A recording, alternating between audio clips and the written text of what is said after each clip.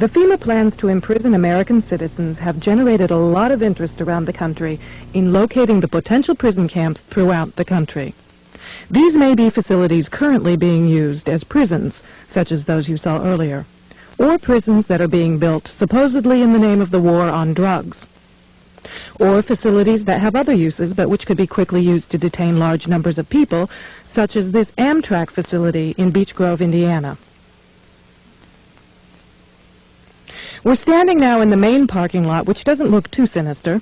At this level, it is a very large parking lot, fenced on all sides by fence topped by barbed wire. It also has these electronically operated turnstiles.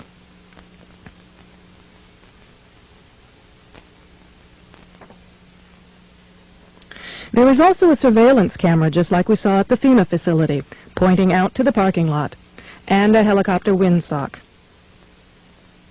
All of these apparent security measures are particularly unusual here, because this is a very low crime area, and this facility is nothing but an old train repair station with nothing in it worth stealing. In this portion of the parking lot is a brick building, suitable for processing, next to a gate that leads right out to the railroad tracks, and all of this is contained inside a fully fenced area, now 3 layers deep in fencing at this point. This U.S. Air Force train indicates federal and military involvement.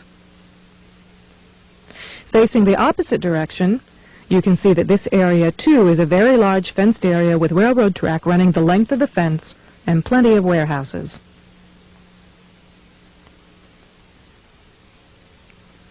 This facility was supposed to have closed in June of 1993, yet instead several $1 million in federal funds have been spent on supposed renovations over the past 2 years.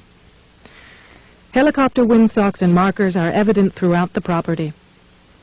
This small building is the only way into a particular fenced area. Inside this building, we see more of the motion-activated detectors, electronic turnstiles, and prison bars.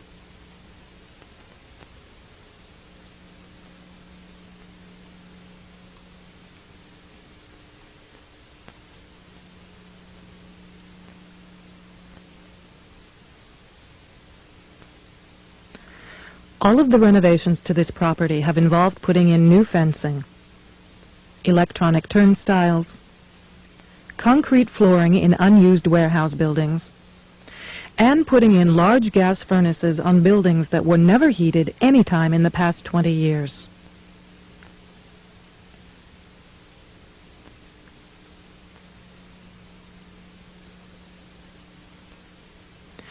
Outside this building is fencing and a cattle run section of fence, all topped by barbed wire, pointing inward, not to keep people out, but to keep people in. This was common throughout the facility, particularly the new fencing that had been erected.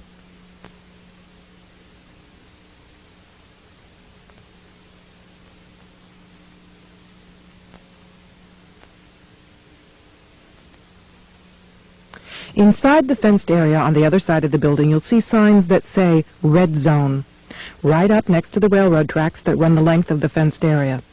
Next to the Red Zone sign, you can see closely numbered markers on the fences that are too closely spaced to be parking markers, just as if they plan to have people line up to board the trains.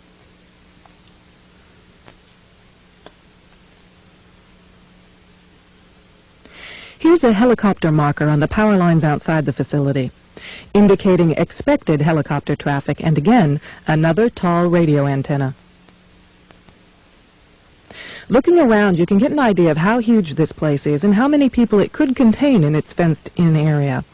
In yet another fenced area, we see a large warehouse building at the end, with the electronic turnstiles in front of it. The building is one that has a new concrete floor, and its doors and windows have all been blocked. Outside, there are new gas pipes.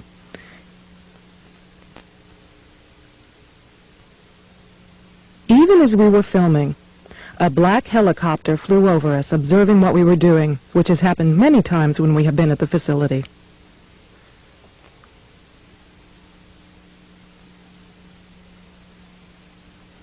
The gas lines and gas pipes at the facility run the length of the buildings.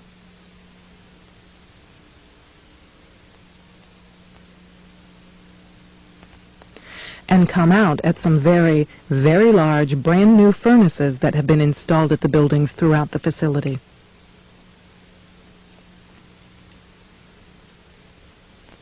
We found this crane, which has seen better days, but is plainly marked U.S. Army in the middle of the stockyard.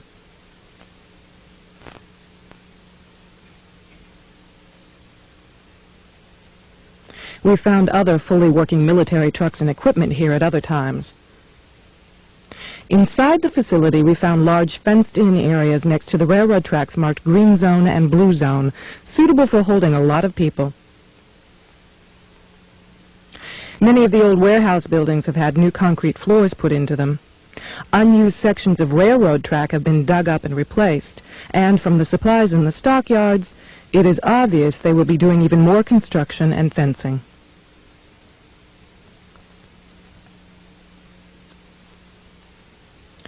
Senator Lugar of Indiana recently obtained more federal funding to renovate this facility, which is supposedly only for the repair of broken trains and where most of the buildings on the property haven't been used for years.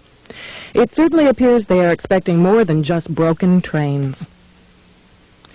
This tower, overlooking the entire facility at one end of the facility along the railroad tracks, also has a radio antenna on it with a ladder up inside of it.